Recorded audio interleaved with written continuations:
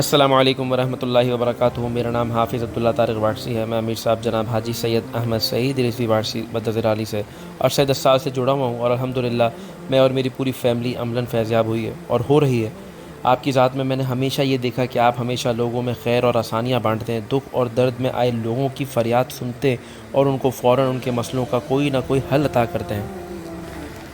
اسلام اس کے دعویٰ اسلام کو سچا سمجھتا ہے جو ہمیشہ نیک کام انجام دے اور برے کاموں سے باز رہے، اس لیے کہ وہ ہمیشہ رسول اللہ صلی اللہ علیہ وسلم کا ارشاد پیش نظر رکھتا ہے کہ جو شخص اس حال میں صبح کرے کہ اسے مسلمانوں کی فلاح و بہبود کی کوئی فکر نہ ہو، وہ مسلمانوں میں سے نہیں۔ خدمت خلق کے اس عظیم الشان جذبے کو میں نے امیر صاحب کی ذات سے دیکھا کہ آپ کے در سے اور آپ کی ذات سے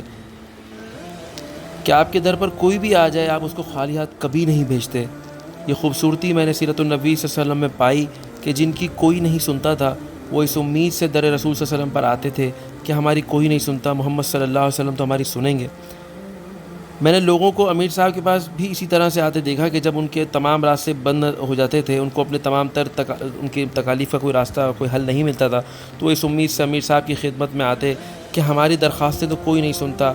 امیر صاحب تو ہماری بات کو سنیں گے، ہمیں کوئی نہ کوئی حل عطا کریں گے۔ اور وہ اس امید سے امیر صاحب کی اپنی درخواست سے پیش کرتے تھے کہ اگر آپ اللہ کی بارگاہ میں ہمارے لیے دعا کریں گے تو رب ان کے لیے یا ان کے حق میں ضرور آسانی کرے گا۔ میری دعا ہے کہ رب العالمین امیر محترم کی ذات سے یہ فیض الہی کا سلسلہ ہمیشہ قائم و دائم رکھے اور ہمیشہ جاری و ساری رکھے، تا حیات تا قیامت جاری رکھے۔ اللہ امیر صاحب کی ان کی جان کی، مال کی اور ان کی عزت آبرو کی ہمیشہ حفاظت فرمائے۔ السلام علیکم ورحمۃ اللہ وبرکاتہ۔